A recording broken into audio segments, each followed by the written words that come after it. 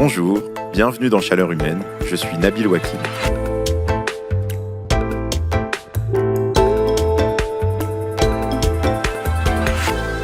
Bienvenue dans cette série et très bonne année 2025, qu'elle vous apporte de la joie, du bonheur et des légumes confits à l'ail et au citron.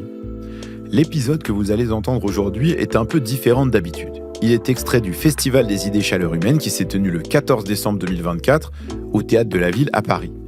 Ce jour-là, j'y ai reçu 10 invités qui étaient déjà venus dans Chaleur Humaine et je leur ai d'abord parlé de ma passion pour la guerre des étoiles parce qu'en ce moment, j'ai souvent l'impression que le côté obscur de la force est en train de l'emporter contre la transition climatique. Du coup, j'ai demandé à chaque invité de nous donner une bonne idée pour 2025 pour démarrer du bon pied pour le climat et la biodiversité. Vous allez entendre maintenant l'une de ces idées et j'espère qu'elle pourra vous inspirer. Dans ce troisième épisode, je discute avec le chercheur spécialiste des transports Aurélien Bigot. Il est l'auteur du livre « Voiture au pluriel », c'est publié aux éditions Tana, et il a consacré sa thèse à la décarbonation du transport. Bonne écoute.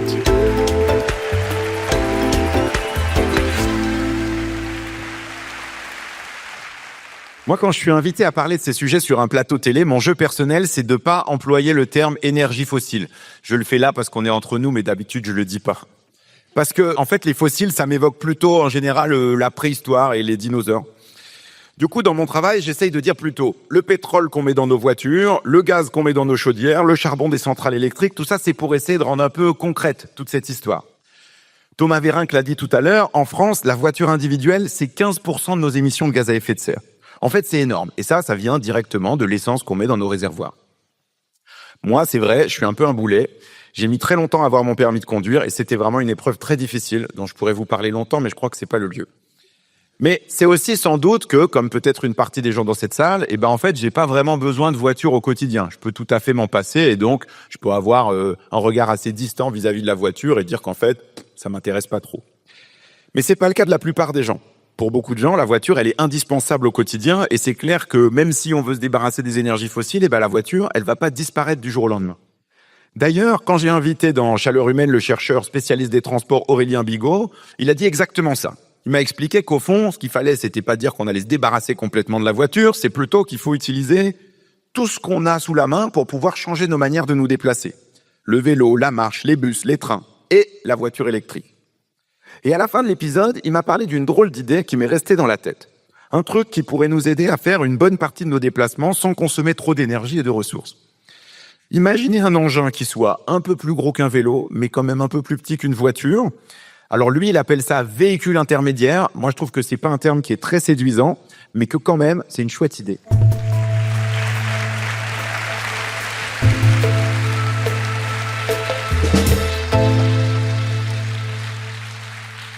Bonjour Aurélien Bigot. Bonjour. Alors, expliquez-nous, c'est quoi cette histoire de véhicule intermédiaire et à quoi ça peut servir ? Alors tout d'abord, ce qu'il faut avoir en tête, c'est que des véhicules intermédiaires, donc c'est entendu intermédiaire entre le vélo et la voiture, il y en a une très grande diversité. Il n'y a pas un véhicule intermédiaire qui existe, mais il y en a énormément, certains plutôt proches de la voiture, d'autres plutôt proches du vélo, et un certain nombre d'entre eux qu'on connaît déjà assez largement, qui sont déjà assez développés. Si on prend dans les plus proches du vélo, on peut déjà considérer les vélos assistance électrique comme des véhicules intermédiaires entre le vélo classique et la voiture, les vélos pliants qui permettent de faire de l'intermodalité avec les transports en commun notamment, des vélos adaptés aux personnes à mobilité réduite, des vélos taxis, des vélos bus, etc. pour les plus proches du vélo. Si on regarde du côté de ceux qui sont plus proches de la voiture, mais en allant vers des véhicules plus légers, à ce moment-là, on a des voiturettes, des mini-voitures de l'ordre de 500 kg ou un petit peu moins, qui peuvent aller à 45 km/h ou 80-90 km/h selon les versions. Et puis le type de véhicule intermédiaire qu'on connaît moins aujourd'hui, il faut en effet faire un petit exercice de projection, d'imagination. Ça va être plutôt des véhicules qui peuvent avoir une forme de voiture, par exemple des vélos-voitures. Ça va être des véhicules qui font moins de 100 kg, qui vont avoir une carrosserie donc protégée des intempéries, mais des véhicules de moins de 100 kg, donc avec une carrosserie très très légère, et à l'intérieur desquels il va y avoir un pédalage qui peut être assisté à 25 ou à 45 km/h selon les versions. Et pourquoi ça peut être une idée intéressante dans cette transition? Tout d'abord parce que la voiture est très largement dominante dans la mobilité, surtout dans les zones peu denses, les zones périurbaines, etc., où les transports en commun sont assez peu développés. Souvent, elles peuvent être assez difficiles à mettre en place. Et pourtant, cette voiture, souvent, est assez surdimensionnée par rapport aux usages. Les véhicules de plus d'1 tonne, 5 places, qui permettent d'aller à 180 km/h pour finalement des usages qui bien souvent peuvent finalement des véhicules bien plus sobres peuvent réussir à remplir ces usages-là. C'est pour ça que il y a un potentiel en tout cas pour ces véhicules dans la transition. Enfin, il y a un potentiel, mais pour l'instant, on les voit pas encore massivement. Est-ce qu'il y a des recherches qui existent, la possibilité que ce soit, par exemple, fabriqué en France ou dans des territoires qui puissent les utiliser localement, et pour les usages dont vous parliez, c'est-à-dire des usages où on va faire ses courses, où on amène ses gamins à l'école et où on n'a pas forcément besoin d'avoir un SUV d'1 tonne 5. Oui, disons qu'en termes de véhicules, ceux qui sont les plus développés, ce sont soit les plus proches du vélo, soit les plus proches de la voiture. Tout le vaste, finalement, les véhicules qu'on peut aussi appeler, alors le secteur les appelle plus les vélis, je sais pas si c'est un nom plus intéressant que véhicules intermédiaires, c'est pour les véhicules légers intermédiaires. Et ceux-là, pour le coup, sont un peu plus en cours de développement actuellement. Il y avait notamment cette semaine à Laval un salon, le 3e salon d'ailleurs des véhicules intermédiaires, qui réunit tous les acteurs, notamment qui se sont lancés dans un projet à l'initiative de l'ADEME qui s'appelle l'Extrême Défi, qui vise justement à développer cette filière et tester ces véhicules, notamment dans les territoires peu denses. Et là, cette année, on était à 450 participants, une cinquantaine de véhicules différents, donc très divers, comme je l'évoquais. Et pour le coup, les expérimentations démarrent dans les territoires peu denses actuellement.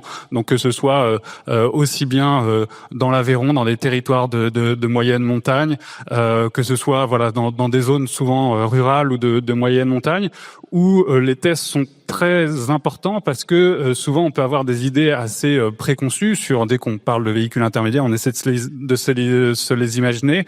Et ce qu'il faut, c'est vraiment tester ces véhicules-là pour voir à quel point ça peut répondre aux besoins. On a déjà aujourd'hui pas encore des retours d'expérience extrêmement détaillés. Il y a des études qui sont en cours sur ces expérimentations. Et on se dit aussi que, en fait, le problème de ces véhicules-là, c'est que si on les fait circuler sur les infrastructures actuelles avec à côté des voitures qui roulent à 100 km/h sur des routes de campagne, honnêtement, moi-même, je suis pas sûr d'avoir envie d'être dans un truc avec une carrosserie pas très solide et où il faut que je pédale moi-même. Donc, ça pose aussi des questions de changer nos infrastructures de mobilité en général, non? Oui, tout à fait. Et c'est aussi à ça que servent les expérimentations. C'est-à-dire qu'il faut, pour la transition aujourd'hui, finalement, on a à la fois des modes de transport dans nos usages, des véhicules ou des motorisations qu'on utilise qui sont pas vraiment compatibles avec une mobilité à la fois sobre et débarrassée du pétrole. Et en fait, pour réussir à avoir ces autres usages qui sont plus sobres, il va falloir aussi revoir les infrastructures. On le voit déjà bien aujourd'hui en ville, où il faut re-questionner la place des différents modes de transport si on veut favoriser la marche, le vélo, les transports en commun plutôt que la voiture, repenser l'espace public. Et en fait, c'est un peu la même chose qui nous attend pour les zones moins denses, sauf que ça, c'est un chantier où il reste encore énormément à faire. C'est-à-dire que tout notre réseau de routes, il va falloir penser à mieux le hiérarchiser pour permettre d'autres usages que ceux qu'on a aujourd'hui, qui sont très largement dominés en effet par la voiture sur des routes à 80-90 km/h. Si on veut que des véhicules beaucoup plus sobres, bien souvent plus lents et qui peuvent être plus vulnérables aussi, parce que avec un poids du véhicule, une protection qui est moins importante que les voitures actuelles, eh bien il va falloir repenser la hiérarchie du réseau, potentiellement avec des routes sur lesquelles la circulation est à plus faible vitesse, ou bien autoriser que pour certains types de véhicules qui sont plus lents, plus sobres. Et pourquoi on peut faire ça? Notamment parce qu'on a un réseau routier qui est extrêmement développé en France. On a plus d'1 million de kilomètres de route et donc il faut réussir à repenser ce réseau pour voir comment on peut faire cohabiter justement ces différentes mobilités avec des infrastructures dédiées parfois, ou bien sinon un meilleur partage de la voirie, des routes selon les règles de circulation qui sont pensées. Alors si on se projette sur les prochains mois, c'est la même question pour tous les invités ce soir. Essayons de se dire, en fait, on veut que ces véhicules intermédiaires, justement, ils sortent de cet état de recherche et développement et qui puissent être industrialisés et utilisés par le plus grand nombre. C'est quoi une idée, une mesure qui nous permettrait de rendre ça possible? Alors, il y a énormément d'étapes parce que c'est une filière qui est assez naissante. C'est déjà faire connaître ces véhicules. Si jamais vous voulez en savoir un petit peu plus et voir des premiers retours d'expérimentation ou d'entreprises qui se lancent là-dessus, il y a notamment la nouvelle aventure mobile. C'est un film qui est constitué de 17 épisodes de 3-4 minutes et qui peut être intéressant pour voir où on en est de cette filière, de ces véhicules. Et puis après, ça va être développer en effet la filière, développer les aides à l'achat.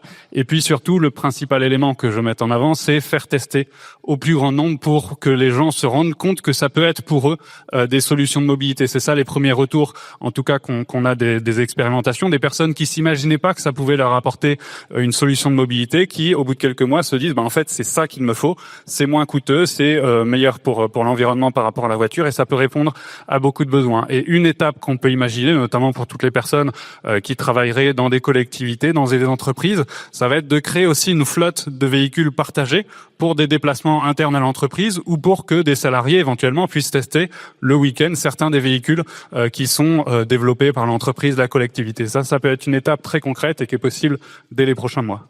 Merci Aurélien Bigot d'être venu dans Chaleur Humaine. Je rappelle votre dernier ouvrage qui s'appelle tout simplement Voiture chez Tana Édition. Merci Aurélien.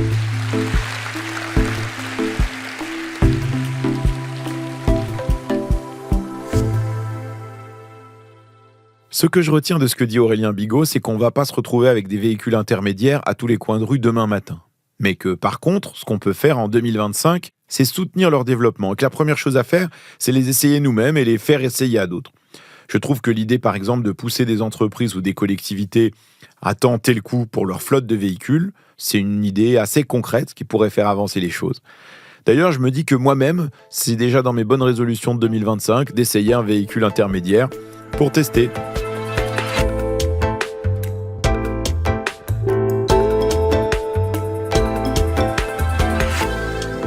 Merci d'avoir écouté cet épisode extrait du premier Festival des idées Chaleur Humaine et bravo d'être resté jusque-là.